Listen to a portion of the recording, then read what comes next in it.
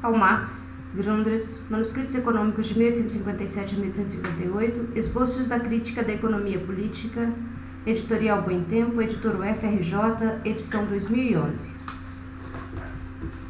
Terceiro capítulo do Capital, continuação. Terceira seção, o capital que gera frutos, juro, lucro, custos de produção. Item complementos aos capítulos do dinheiro e do capital, páginas 653 a 665. O dinheiro circulando em um país é uma certa porção do capital do país, absolutamente removido de finalidades produtivas, para facilitar ou aumentar a produtividade do restante. Por conseguinte, uma certa quantidade de riqueza é tão necessária para adotar o ouro como meio circulante quanto para fazer uma máquina para facilitar qualquer outra produção. Nota 42. Nature of Capital, Londres, número 193, 8/5/1847, página 520, ênfases de Marx. O que acontece na prática? No sábado, um fabricante recebe do seu banqueiro 500 libras, em notas para salário. Ele as distribui entre seus trabalhadores. No mesmo dia, a maior parte delas é levada para o lojista, e por meio dele retornam para seus diferentes banqueiros. Nota 43. Ripley to Furrer. Londres, número 195, 22/5/1847, página 575. Um fiandeiro de algodão que com um capital de 100 mil libras desembolsasse 95 mil libras para seu moinho e maquinaria, logo descobriria que precisa de meios para comprar algodão e pagar salários. O seu negócio estaria obstruído e suas finanças desordenadas. Apesar disso, as pessoas operam ou esperam que uma nação que investiu imprudentemente o grosso de seus recursos disponíveis em ferrovias deveria, não obstante, ser capaz de gerir as infinitas operações da manufatura e do comércio. Nota 44. Fixed and Floating Capital. Londres, número 219, 6/11/1847, página 1271. Dinheiro. Um equivalente adequado para qualquer coisa alienável. Stewart, página 13, nota 45. James Stewart, Dublin, James Williams e Richard Moncrieff, 1770, volume 1, página 32, citado conforme o caderno de extratos 8, de 1851, página 13, com ênfases de Marx. Nos tempos antigos, fazer a humanidade trabalhar além de suas necessidades, fazer uma parte de um Estado trabalhar para sustentar gratuitamente a outra, só era realizável por meio da escravidão. Se os seres humanos não são forçados a trabalhar, eles só trabalharão para si mesmos. E se eles têm poucas necessidades, haverá pouco trabalho. Porém, quando os Estados começaram a ser formados e as mãos desocupadas têm a oportunidade de defendê-los contra a violência dos seus inimigos, aconteça o que acontecer, a comida tem de ser fornecida para aqueles que não trabalham. E como por hipóteses, as necessidades dos trabalhadores são pequenas, é preciso achar um método para aumentar seu trabalho acima da proporção de suas necessidades. A escravidão foi concebida com tal propósito. Eis aqui um método violento de fazer os homens laboriosos na produção da comida. Homens eram forçados a trabalhar então, porque eram escravos de outros. Agora os homens são forçados a trabalhar porque são escravos das suas próprias necessidades. Stewart, tomo 1, página 38 a 40. É unicamente a infinita variedade de necessidades e dos tipos de mercadorias necessárias à sua satisfação que mantém a paixão pela riqueza indefinida e insaciável. Nota 46. Edward Gibbon Wakefield. Citação volume 1, página 64, nota. As máquinas como um método de aumentar virtualmente o número de trabalhadores, sem a despesa de alimentar um número adicional. Stuart, tomo 1, página 123, nota 47. Todas essas citações do primeiro volume de Stuart são retiradas do caderno de extratos 8, página 15 a 18, 22 e 24 a 27. Quando os fabricantes se associam em corporações, eles não dependem diretamente dos consumidores, mas dos comerciantes. Stuart, tomo 1, página 153. A agricultura rudimentar não é comércio, porque ela não usa a alienação, mas é puramente um método de subsistência. Citação, página 156. O comércio é uma operação pela qual a riqueza ou o trabalho, tanto de indivíduos quanto da sociedade, pode ser trocado por um conjunto de homens chamados comerciantes, por um equivalente apropriado para suprir qualquer necessidade sem qualquer interrupção na indústria ou qualquer obstáculo ao consumo. Stuart, tomo 1, página 166. Enquanto as necessidades continuam simples e poucas, um trabalhador acha tempo suficiente para distribuir todo o seu trabalho. Quando as necessidades se multiplicam, os homens têm de trabalhar com mais intensidade. O tempo se torna precioso. A partir daí, o comércio é induzido ou introduzido. O comerciante como intermediário entre o trabalhador e o consumidor. Página 171. Dinheiro, o preço comum de todas as coisas. Página 177. O dinheiro representado pelo comerciante. Para os consumidores, o comerciante representa a totalidade dos fabricantes. Para estes últimos, a totalidade dos consumidores. E para as duas classes, seu crédito supre o uso do dinheiro. O comerciante representa alternadamente necessidade, fabricantes e dinheiro. Conforme já citado, páginas 177 e 178. Stuart, ver, tomo 1, página 181 a 183. Considera o lucro diferentemente do valor real, que ele define de modo muito confuso, tendo em mente os custos de produção, como quantum de trabalho objetivado, o que um trabalhador pode realizar em um dia e etc. Despesas necessárias dos trabalhadores, preço da matéria-prima, como lucro sobre a alienação, flutuando conforme a demanda. Em Stuart, as categorias ainda variam muito, ainda não estão fixadas como em Adam Smith. Vimos há pouco que valor real é idêntico a custos de produção, porque os salários ainda figuram de modo confuso como componente específico, ao lado do trabalho dos trabalhadores e do valor do material.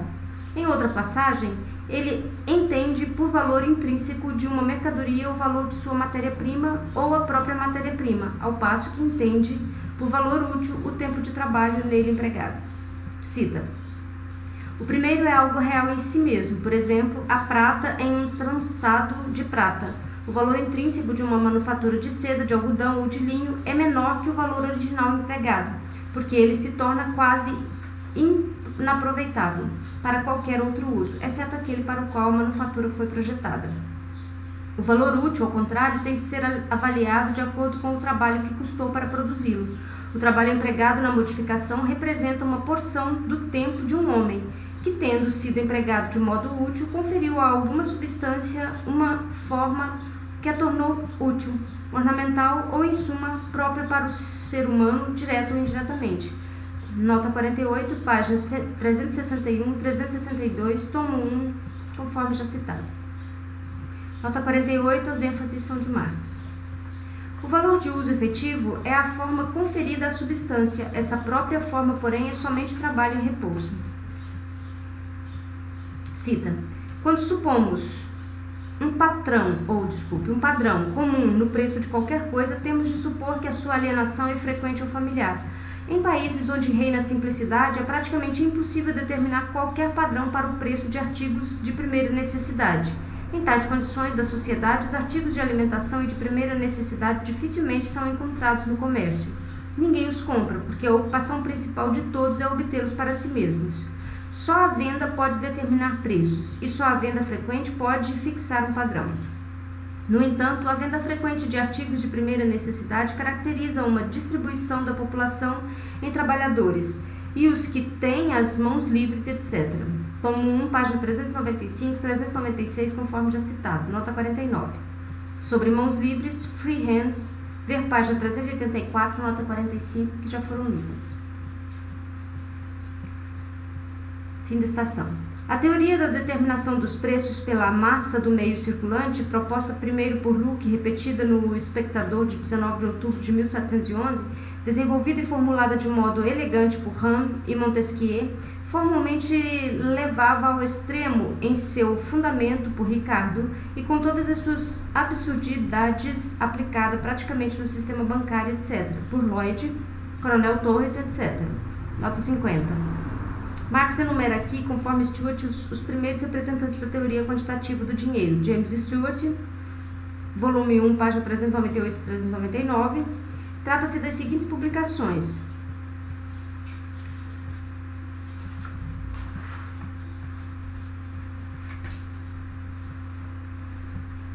Sétima edição, Londres, Woodfall, 1768, volume 2, de John Locke.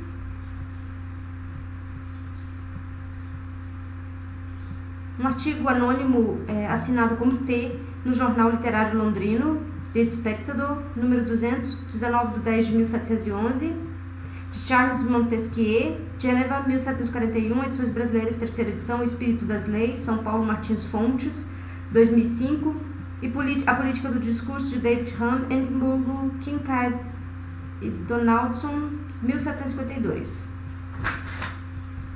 Stuart polemiza com o seu desenvolvimento descerto, antecipa em termos substantivos praticamente tudo o que mais tarde foi sustentado por Bosanquet, Tuck e Wilson. Caderno sem número, página 26, nota 51. Na página 26 do Caderno de Extratos 8, encontram-se as sínteses das páginas 398 e 404 do primeiro volume da obra de James Stuart. Ele afirma, entre outras coisas, como ilustração histórica.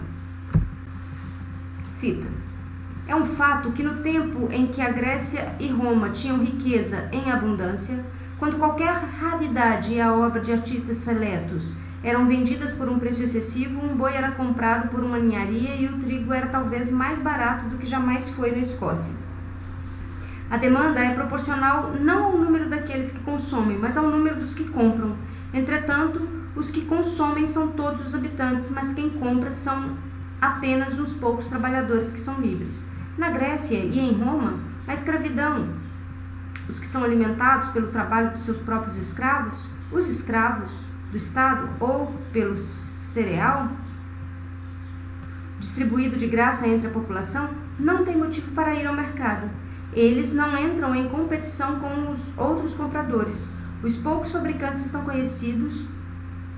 então conhecidos faziam com que as necessidades fossem em geral menos extensivas, consequentemente o número de trabalhadores livres era pequeno, e eles eram as únicas pessoas que podiam ter motivo para comprar alimentos e artigos necessários.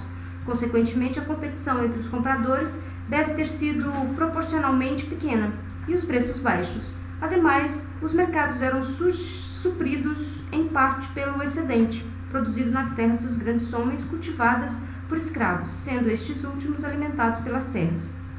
O excedente, de certo modo, nada custava aos proprietários, e como o número do que tinham motivo para comprar era pequeno, esse excedente era vendido barato. Além disso, o cereal distribuído gratuitamente ao povo tinha necessariamente de manter o mercado em baixa, etc. Em contrapartida, por um fino salmonete ou um artista, etc., havia grande concorrência, e por isso os preços aumentavam extraordinariamente. O luxo daqueles tempos, embora excessivo, estava restrito a poucos, e como o dinheiro em geral só circulava lentamente pelas mãos da multidão, ele ficava constantemente estagnado nas mãos dos ricos, que não encontravam nenhum limite, além do seu próprio capricho, para regular os preços daquilo que eles desejavam possuir. Nota 52. Na página 26 do Caderno de Extratos 8, encontra-se sínteses das páginas 398 e 404 do primeiro volume da obra de James Stuart. Essa é a nota 51. Nota 52, idem, para página 403 a 405, citado conforme o Caderno de Extratos 8, página 26 e 27.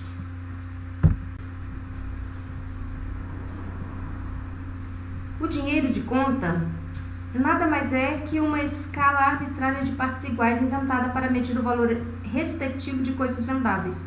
O dinheiro de conta é completamente diferente do dinheiro moeda, que é preço, e poderia existir ainda que não houvesse nenhuma substância no mundo que fosse equivalente e proporcional para todas as mercadorias. Tomo 2, página 102.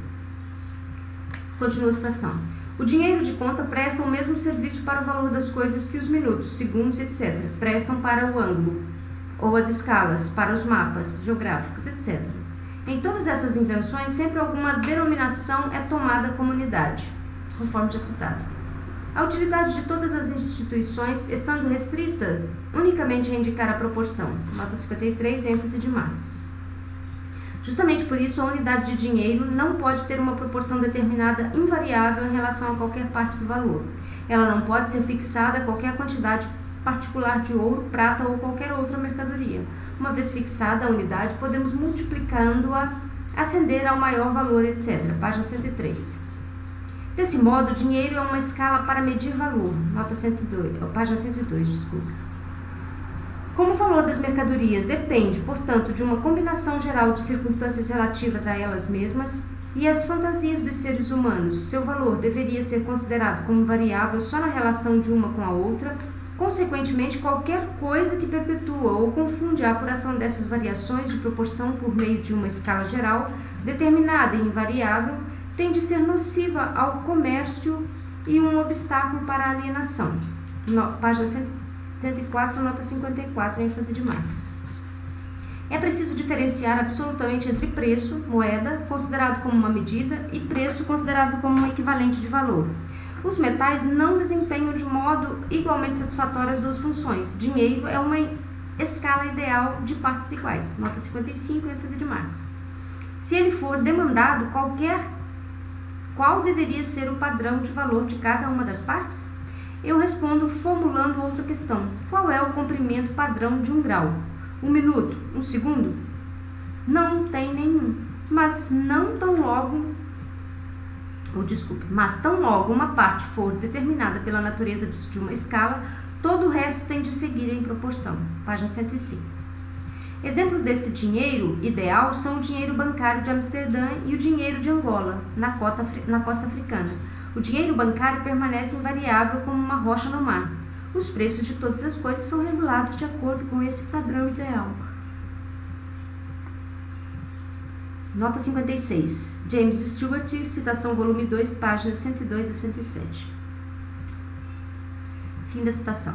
Na coletânea de economistas italianos de Custódio, parte antiga, tomo 3, Montanari, Geminiano, della Moneta, escrito por volta de 1683, diz-se da invenção do dinheiro. Cita. É difundida de tal maneira por todo o globo terrestre a comunicação entre todos os povos que quase se pode dizer que o mundo todo deveio uma só cidade, na qual tem lugar uma feira perpétua de todas as mercadorias e onde todo homem pode, mediante dinheiro e permanecendo em sua casa, prover-se e desfrutar de tudo aquilo que a terra, seus animais e a indústria humana produziram em outro lugar. Maravilhosa invenção. Página 40. Todavia, porque é próprio das medidas ter uma relação com a coisa medida e a mensurada, devém, de certo modo, a medida da medidora, de tal modo que, assim como o movimento e a medida do tempo, o tempo também é a medida do próprio movimento. Por isso ocorre que não só as moedas são medidas em nossos desejos, mas também inversamente os desejos são medidos das próprias moedas e do valor. Página 41 a 42. É algo bem evidente que quanto maior a quantidade de moedas a circular no comércio no interior daquela província, proporcionalmente às coisas vendáveis, tanto mais caras essas coisas serão. Se é que se pode chamar de cara uma coisa porque vale muito ouro em um país onde o ouro é abundante. E se, ao contrário, não se deve, nesse caso, denominar assim o próprio ouro cuja parte vale tanto quanto uma outra parte, que em outro lugar é considerada muito barata. Página 48. Há 100 anos, a principal característica da política comercial das nações era a acumulação. Nota 57, ênfase de Marx. De ouro e prata como um tipo de riqueza por excelência. Página 67. Gogh Fan, Filadélfia, 1833. Fim da citação. Escambo nos Estados Unidos. Ver Gogh, caderno 8, página 81 e seguintes. Cita. Na Pensilvânia, assim como nas demais colônias, um intercâmbio significativo era feito por escambo. Ainda em 1732, em Maryland, foi promulgada uma lei fazendo do tabaco uma moeda de curso legal e um penny a libra, e do milho índio a 20 pence o alqueire. Página 5, parte 2. Fim da citação. No entanto, logo, citação. Seu comércio com as Índias Ocidentais e um comércio clandestino com os espanhóis tornaram a prata tão abundante que em 1652 uma casa da moeda foi criada na Nova Inglaterra para cunhar shillings e peças de 6 pence e de 3 penny. Página 5, conforme já citado. Em 1645, a Virgínia proibiu negócios por escambo e estipulou a peça espanhola de 8 e 6 shillings como a moeda corrente padrão da colônia, o dólar espanhol. As demais colônias atribuíram diversas denominações ao dólar. Em toda a parte, o dinheiro de conta era nominalmente o mesmo que na Inglaterra. A moeda do país era especialmente a espanhola e a portuguesa.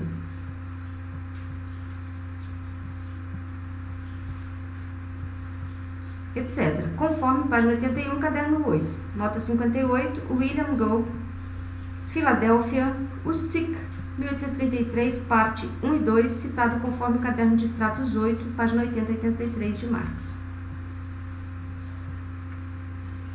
Página 6, por meio de um decreto da rainha Ana, feita em uma tentativa de acabar com essa confusão.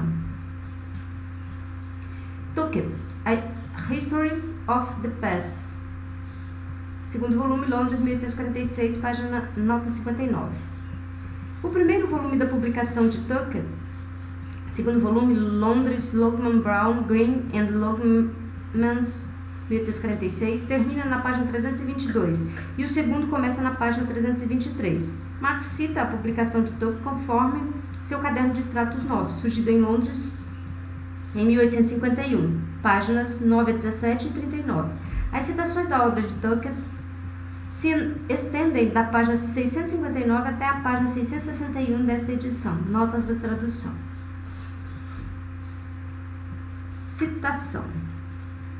Manufatura de lã. Na época de Elizabeth, o comércio de tecidos ocupou o lugar do fabricante ou manufaturador. Nota 60. ênfase de Marx.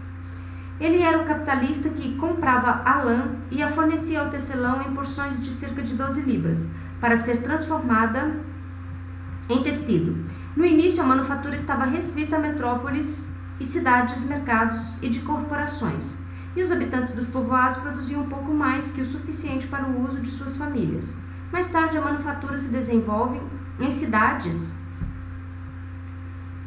não corporativas, favorecidas por vantagens locais, e também no campo entre fazendeiros, pecuaristas e agricultores que começaram a fazer tecido para a venda, assim como para o uso doméstico, os tipos mais grosseiros. Em 1551 foi aprovado o estatuto que limitava o número de teares e aprendizes que podiam ser mantidos por comerciantes de tecidos e tecelões residindo fora da cidade, e estabelecia que nenhum tecelão do campo poderia ter uma fula mecânica nem qualquer fulista um tear.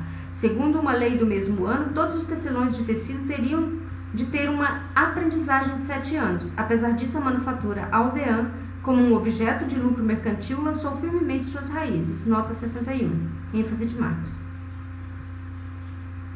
5 e 6. Eduardo VI, conforme 22, um estatuto proíbe o uso de maquinaria. Por isso, os flamengos e holandeses mantiveram a supremacia nessa manufatura até o fim do século XVIII. Em 1668, importado da Holanda, um tiar holandês, conforme páginas 136 a 141, fim da citação. Com a introdução da maquinaria em 1800, uma pessoa podia realizar tanto trabalho quanto 46 no ano de 1785. No ano de 1800, o capital investido em fábricas, maquinaria, etc., destinado ao ramo da lã, não era inferior a 6 milhões de libras esterlinas. Nota 62, ênfase de Marx. E o número total de pessoas de todas as idades ocupadas nesse ramo, na Inglaterra, era de 1.500.000, páginas 142 a 143. A força produtiva do trabalho cresceu, portanto, 4.600%, porém, primeiro em relação exclusivamente ao capital fixo.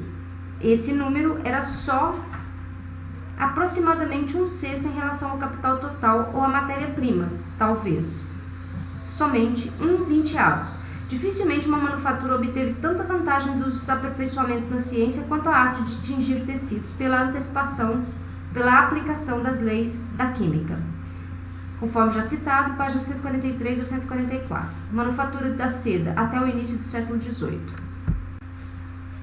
Citação. A arte de tecedura da seda era mais bem sucedida na Itália, onde se adotou uma maquinaria de uma espécie particular, com tal finalidade. Em 1715, John Long, um dos 3 irmãos que possuíam um negócio como tecedores e comerciantes de seda, viajou para a Itália e achou um jeito de conseguir um modelo em uma das fábricas. Uma fábrica de seda, com a maquinaria aperfeiçoada, foi construída em 1719 em Derby por Long e seus irmãos. Esta fábrica incluía 26.586 rodas, todas acionadas por uma roda d'água. O parlamento deu-lhe 14.000 libras para franquear o segredo à profissão. Essa fábrica chegou mais perto da ideia de uma fábrica moderna que qualquer outro estabelecimento anterior desse tipo. A máquina tinha 97.746 rodas, movimentos e componentes individuais trabalhando dia e noite, todos recebendo a sua força motriz de uma única grande roda d'água e sendo controlados por um regulador, e empregava 300 pessoas para controlá-la e supri-la com material. Páginas 133 a 134, fim da citação.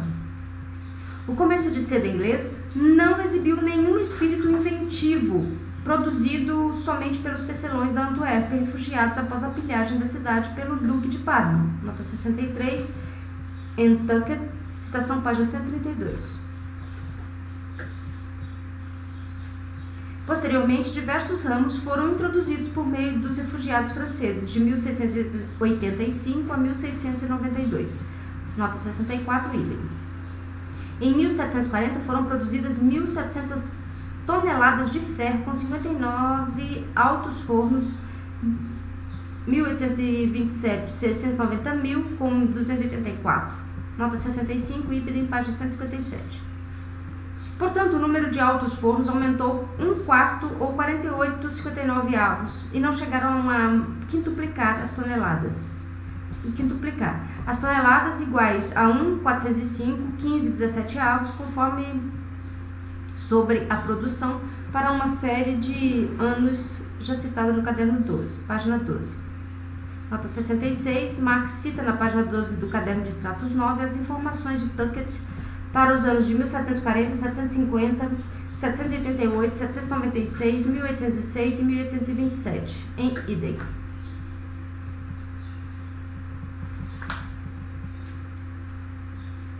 A manufatura do vidro é o melhor exemplo de como o progresso da ciência era dependente da manufatura. Nota 67. Na página 175, de sua publicação, Tuckett fala sobre o papel da manufatura de vidro nas descobertas científicas, que foram realizadas com o auxílio do telescópio e do microscópio, assim como seu papel na investigação da eletricidade.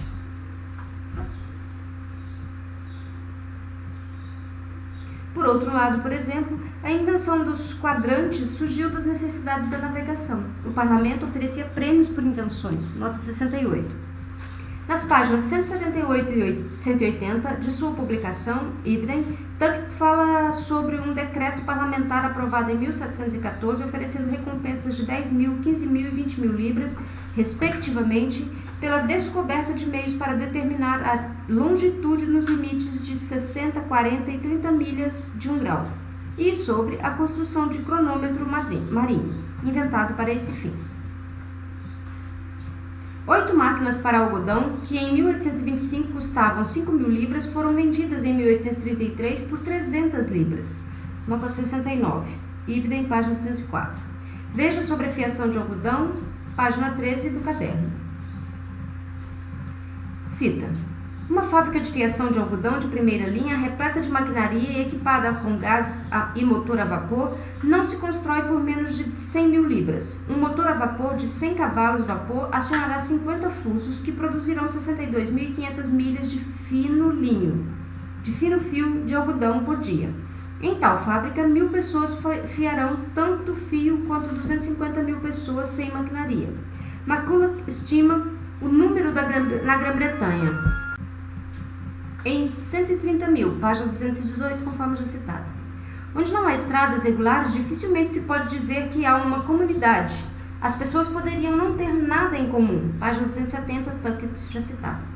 Do produto da terra útil para os seres humanos, 99 sobre 100, ou 99%, são o produto de seres humanos. Citação página 348. Quando a escravidão ou o aprendizado vitalício foram abolidos, o trabalhador tornou-se senhor de si mesmo e foi abandonado aos seus próprios recursos. Todavia, quando estão em trabalho suficiente, etc., os homens não morrerão de fome enquanto puderem mendigar ou roubar. Consequentemente, o primeiro caráter que o pobre assumiu foi o de ladrão e de mendigo. Página 637, nota tomo 2, conforme já citado. Um dos traços distintivos mais notáveis do presente estado da sociedade, desde Elizabeth, é que a sua lei dos pobres era uma lei especial para a imposição da indústria destinada a enfrentar a massa de vagabundos que cresceu como resultado da supressão dos monastérios e da transição da escravidão para o trabalho livre. Como exemplo disso, o 5º decreto de Elizabeth, ordenando os chefes de famílias que utilizam meio arado para o cultivo, requisitar qualquer pessoa que encontrasse desempregada para se tornar aprendiz em agricultura ou em qualquer outra arte ou mister. E, em caso de recusa, levá-lo perante o juiz, que era praticamente compelido a mantê-lo sob custódia até que consentisse com a obrigação. Sob Elizabeth, de 100 eram necessários 85 para a produção de alimentos. Atualmente não há falta na indústria, ou de indústria, mas de emprego lucrativo. A grande dificuldade na época era superar a propensão à ociosidade e vagabundagem, e não de obter para eles uma ocupação remunerada. Nota 70, ênfase de Marx. Durante esse reinado, houve diversos decretos legislativos para obrigar o ocioso a trabalhar. Páginas 643 e 644, tomo 2, conforme já citado. O capital fixo, uma vez formado, deixa de afetar a demanda por trabalho, mas durante sua formação proporciona emprego exatamente a tantas mãos quantas empregariam uma quantidade igual, seja de capital circulante, seja de renda. Nota 71, ênfase de Marx. Página 56, John Burton, Londres, 1817. A comunidade consiste em duas classes de pessoas, uma que consome e reproduz, outra que consome sem reprodução. Se a sociedade como um todo consistisse de produtores, o preço pelo qual eles trocassem suas mercadorias entre si não teria nenhuma importância. Mas aqueles que são apenas consumidores formam uma classe demasiado numerosa para ser ignorada. Suas capacidades de demanda provêm de aluguéis, hipotecas, anuidades, profissões e serviços de várias espécies prestados à comunidade. Quanto maior o preço que a classe dos consumidores pode ser forçada a pagar, tanto maior será o lucro dos produtores sobre a massa de mercadoria que eles vendem. Dentre essas classes puramente consumidoras, o governo ocupa o posto mais proeminente. W. Blake, Londres, 1823, página 42 a 43. Fim da citação. Para mostrar que o capital emprestado ao Estado não é necessariamente aquele que antes estava empregado produtivamente, Blake diz, e o que nos interessa aqui é apenas concordar que uma porção do capital sempre está inativa. Cita. O erro reside na suposição, primeiro, de que o capital total do país está integralmente empregado, segundo, de que há emprego imediato para sucessivas acumulações de capital, na medida em que ele cresce a partir da poupança. Eu acredito que há, durante o tempo todo, algumas porções do capital dedicado ao empreendimento que dão retorno muito lento e lucros magros. E algumas porções que jazem inteiramente inativas na forma de bens para as quais não há demanda suficiente. Ora, se essas porções inativas e poupanças pudessem ser transferidas para as mãos dos governos em troca das suas anuidades, elas se tornariam fontes de nova demanda, sem causar prejuízo ao capital existente. Página 54 e 55, já citados. Qualquer qualidade de produto que é retirada do mercado pela demanda do capitalista que poupa é despejada de volta em acréscimo nos bens que ele reproduz. O governo, ao contrário, retira-o para consumo sem reprodução, onde as economias são feitas da renda. Está claro que a pessoa qualificada ao desfrute da porção poupada está satisfeita sem consumi-la. Isto prova que a indústria do país é capaz de produzir mais que a necessidade da comunidade. E, se a quantidade poupada é empregada como capital para reproduzir um valor equivalente a si mesma, juntamente com o lucro. Essa nova criação, quando adicionada ao fundo geral, pode ser retirada unicamente por aquela pessoa que fez as economias, pelas mesmas pessoas que já mostraram sua falta de inclinação ao consumo. Se cada um consumir o que não tem, ou o que tem o poder de consumir, tende a haver necessariamente um mercado. Nota 72, em William Blake, Londres, Murray e Lloyd, 1823, Direito. Quem quer que poupe sua renda abdica desse poder e sua cota permanece indisponível. Relendo. Se esse espírito de economia se generalizar, o mercado é necessariamente saturado e a possibilidade de encontrar novo emprego como capital tem de depender do grau em que esse excedente se acumula. Páginas 56 e 57. Fim da citação. Conforme esse escrito, especialmente na seção sobre acumulação, nota 73. Nas páginas 68 e 70 do Caderno de Extratos 9, encontra-se síntese das páginas 62 a 99 da obra de Blake, já citada. Algumas dessas sínteses estão reproduzidas no texto seguinte. Conforme caderno, páginas 68 e 70, onde é mostrado que a taxa de lucro e salário elevou-se em consequência dos preços, pela demanda da guerra, nota 74, idem página 72, sem qualquer relação com a qualidade da terra cultivada por último, nota 75, idem página 66, Blake refere-se aqui à teoria da renda da terra de Ricardo e a visão deste último sobre a teoria dos lucros como sendo sempre regulados pela qualidade da última terra cultivada, página 65. Cita. Durante as guerras da Revolução, a taxa de juros de mercado subiu para 7 a 8 e 9 e até 10%, embora em todo esse período tenham sido cultivadas terras de mais baixa qualidade. Nota 76. Ibn Blake refere-se à Guerra da Grã-Bretanha contra a França Revolucionária no fim do século XVIII.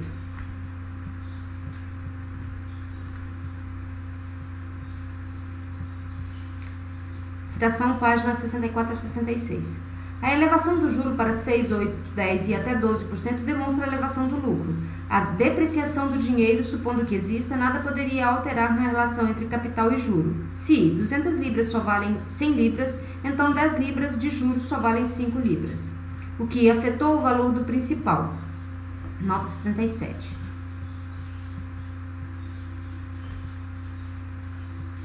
Ibidem, páginas 72 a 73. Afetaria igualmente o valor do lucro. Não poderia alterar a razão entre os dois. Página 73.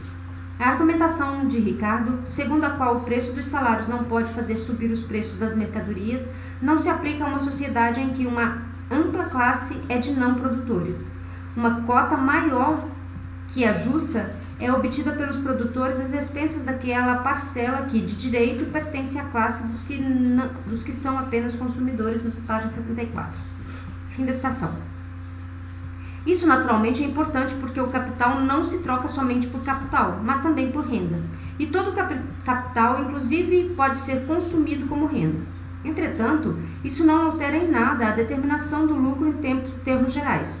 Este, sob as diferentes formas do lucro, juro, aluguel, pensões, impostos, etc., pode ser repartido, assim como uma parte do salário, sob diversos nomes, entre classes da população. Eles, rentistas, jamais podem repartir entre si mais do que o valor excedente total ou o produto excedente total. Naturalmente, do ponto de vista econômico, é importante a proporção segundo a qual eles o repartem, mas não altera em nada na questão em pauta. Cita. Se a circulação de mercadorias de 400 milhões exigiu uma quantidade de dinheiro em circulação de 40 milhões e essa proporção de 1 para 10 era um nível adequado, então, se o valor das mercadorias em circulação cresce para 450 milhões devido a causas naturais, o dinheiro em circulação para continuar em seu nível teria de crescer para 45 milhões, ou então os 40 milhões têm de ser postos a circular com variedade tal que, acrescida por meio de operações bancárias ou outros aperfeiçoamentos, realiza as funções de 45 milhões. Tal aumento ou tal rapidez é a consequência e não a causa do aumento de preços. Blake, páginas 80 e seguintes, conforme caderno, página 70. As classes alta e média em Roma ganharam grande riqueza com a conquista da Ásia, mas Não sendo criada pelo comércio ou manufaturas, ela se assemelhou à obtida pela Espanha de suas colônias americanas. Página 66, tomo 1, Mackinnon, History of Civil, Londres, 1846, tomo 1. Fim da citação. Harrison afirma, ver também Eden, que, nota 78. A observação de Marx refere-se à obra de Frederick Morton Eden, volume 3, Londres, Davis, 1797, volume 1, página 119 a 120. Citado também na Description of England, de William Harrison, publicado no The First and Second, coletado e publicado primeiramente por Raphael Holichat, William Harrison e outros. Londres, Harrison, 1587. Cita: no século XV, os fazendeiros praticamente não eram capazes de pagar seus aluguéis sem vender uma vaca, ou um cavalo, ou alguma coisa de seu produto, embora pagassem no máximo 4 libras por uma fazenda. Nesses tempos, os fazendeiros consumiam a parte principal do que é produzido. Seus serviçais sustentavam-se com ele à sua mesa. Ou sentavam-se com ele à sua mesa. Os principais materiais para o vestuário não eram comprados, mas eram obtidos pela indústria de cada família. O instrumento agrícola, então, era tão simples que muitos deles eram feitos ou ao menos consertados pelo próprio fazendeiro. Esperava-se que todo agricultor independente soubesse como fazer cangas ou arcos e apetrechos do arado. Tal trabalho ocupava as suas noites de inverno. Nota 79, páginas 324 e 325, citação Tuckett, tomo 2. Fim da citação. Juro e lucro. Nota 79, as ênfases são de Marx.